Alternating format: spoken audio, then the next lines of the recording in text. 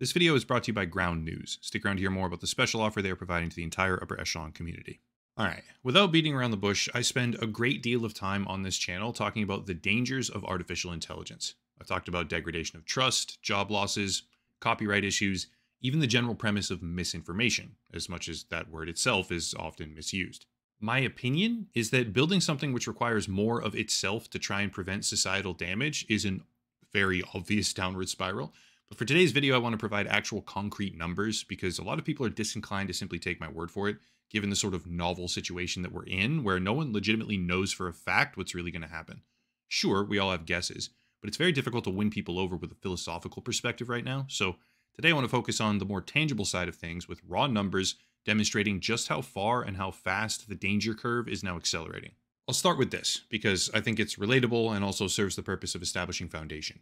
YouTubers, myself included, are very often targeted by something called stream jacking. It's a well-known issue. It's been going on for like 6 or 7 or 8 years at this point, and it's affected a multitude of extremely large and popular channels, like Linus Tech Tips, as one example. But having covered that subject in depth many times before, the important aspect I want to focus on for today is how it starts. Stream jacking is a pretty straightforward process. First, an attacker identifies their target. After they've picked a channel to attack, they make some sort of fake sponsor email, typically, and send over a malware package to the YouTuber's email inbox.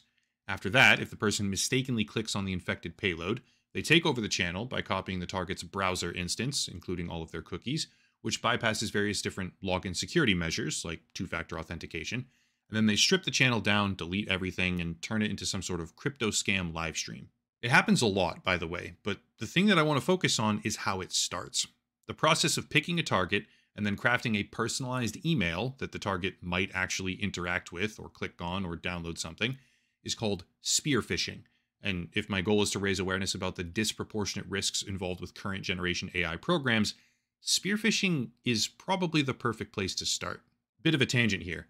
A lot of people that watch this channel, at least according to YouTube analytics, are roughly 25 to 45 years old. My audience appears to have aged with me over the years since I transitioned out of video games. And that means a decent number of people watching right now have probably had some sort of interaction with spear phishing at some point in their adult lives. For me, I learned that lesson from old school RuneScape, of all places, because I was targeted by a scammer pretending to be the leader of a merchant clan after I amassed a large amount of wealth in the game and was basically expressing interest in becoming a merchant of some sort.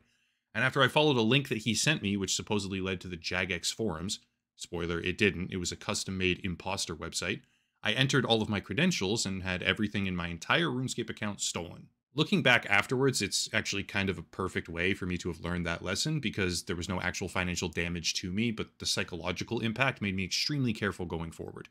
You best believe I will never enter login credentials ever again without double or triple or quadruple checking whatever website I'm visiting. But the point is, the tactic of spear phishing is a cornerstone of nearly every single cyber attack that ever happens. Just to reinforce that point, according to CISA, which is America's cyber defense agency, quote, more than 90% of successful cyber attacks start with a phishing email, end quote, which means that 9 out of 10 times any cyber attack ever takes place, the origin of that attack traces back to a phishing scheme, most prominently some sort of spear phishing effort in high-profile cases, which is the much more personalized and target-driven version of the attack.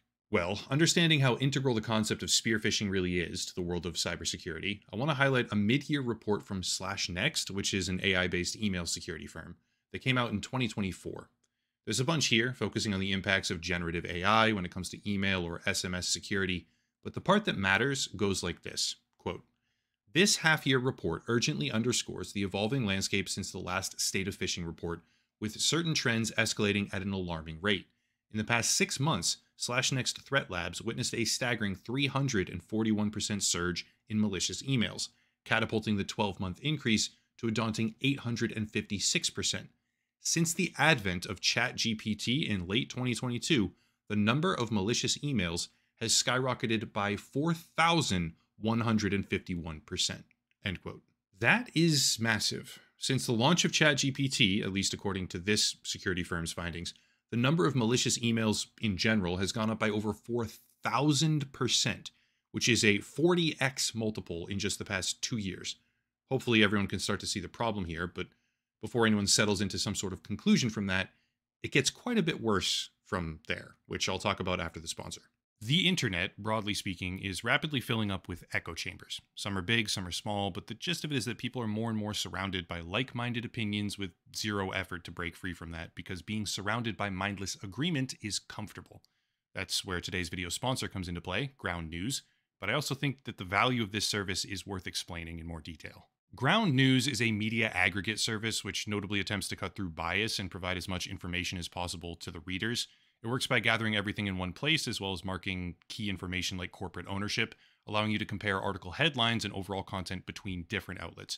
But the true value of that service requires the reader to want to break their own echo chamber. I've checked personally how they classify corporate ownership, and more valuable than any sort of bias ratings that they themselves give, you can actually see side by side how different media platforms describe different stories. Super fast example here. For the recent steel company takeover that was blocked by the Biden administration. Outlets such as WND have titles like, "Blocking U.S. Steel is a disgraceful end to Biden's career," or the Free Press, which says, "How Biden screwed the steelworkers." But if you switch over to the left-leaning side of the media spectrum, you have titles like, "Biden blocks Nippon bid to buy U.S. steel over national security concerns," or "Biden blocks deal to sell U.S. steel, saying it should be domestically owned and operated," which is a very different spin on the same exact story. It's actually incredibly valuable to witness how the media machine, for lack of a better term here, polarizes people from the top down with basically every single story, regardless of what side you're on personally. There's a variety of other tools available on the site as well, like blind spot coverage or personal bias checkers, but for whatever reason you decide, and it is a valuable service, if you click the link down below in the description or scan the QR code to sign up, you'll get 40% off the Vantage plan today. Again, link down below, ground.news/echelon for 40% off a Vantage plan today. Big thank you to Ground News for sponsoring the channel. Back to it. Having established that there's a monumental increase in the overall spear phishing market ever since the advent of ChatGPT, we need to now look at this report published on Less Wrong, which is a human subject study about whether or not large language models can successfully themselves spearfish people. Using AI agents from a couple of different models, the researchers set up a framework of groups and tested the efficacy of purely AI-driven spearphishing campaigns versus the efforts of a human expert. And this is what they found.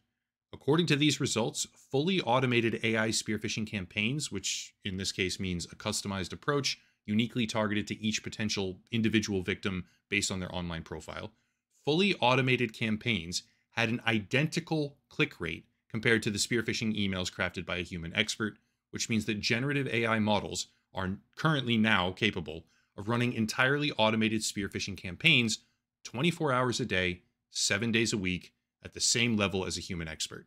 Just in case the gravity of that doesn't really hit home as of just yet, if you then break it down by estimated cost, AI-driven phishing emails will take a speculated 1/30th the amount of time to compose, nearly instant comparatively speaking, and generate 50 times as much profit for the attackers, which is a pretty much indescribable shift in the viability of these campaigns, which is why they've already seen a 4,000% increase in the number of malicious emails since ChatGPT came out, with no end in sight.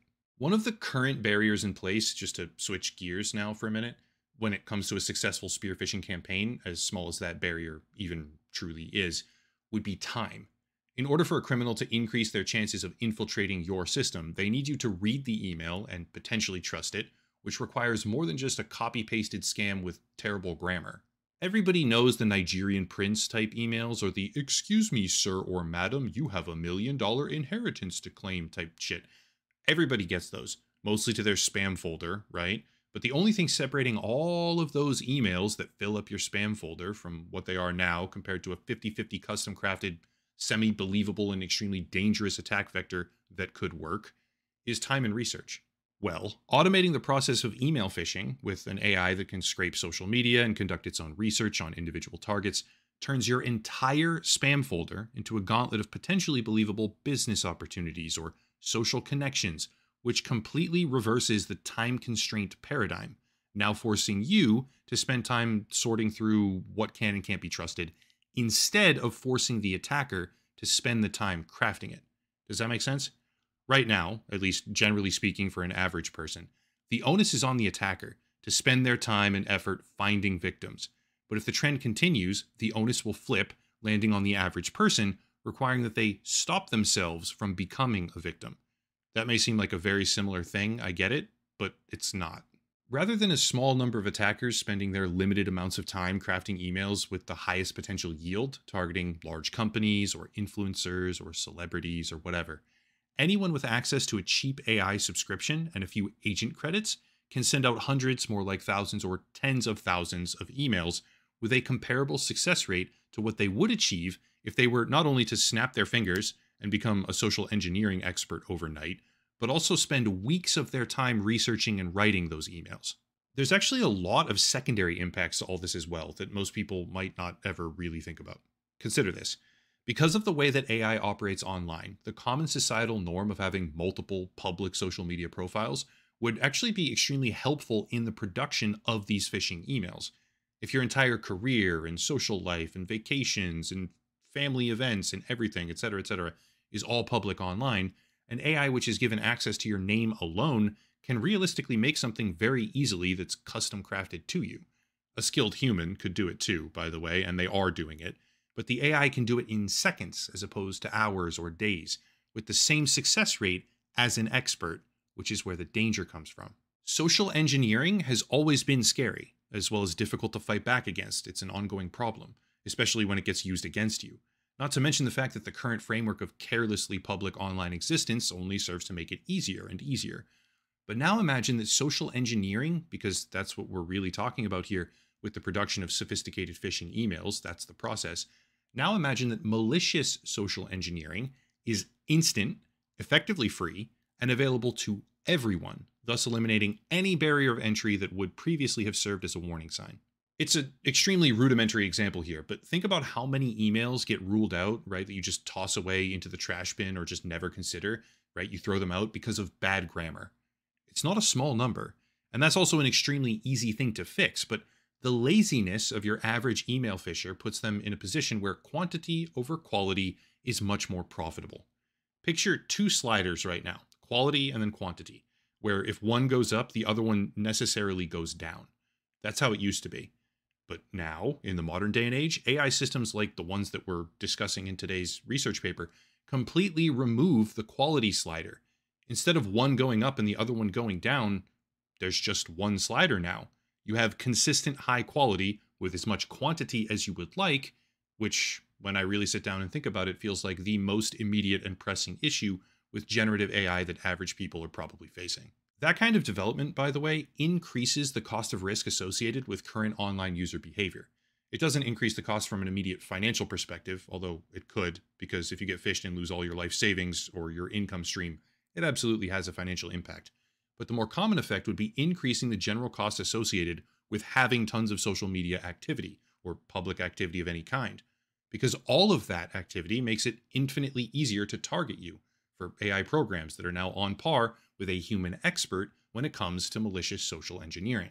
Bear in mind, it's not the kind of cost that people can easily understand.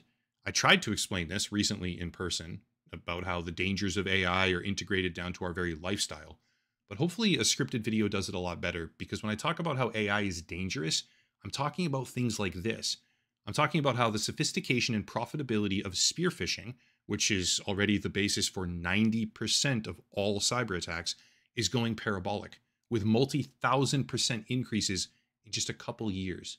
To be fair, people are becoming increasingly aware of all this. It's not like I'm the only person recognizing impending threats, not in the slightest. But there also seems to be a general lag time between population consensus about danger and the widespread impacts of that danger, because too many people outright ignored it or refused to listen.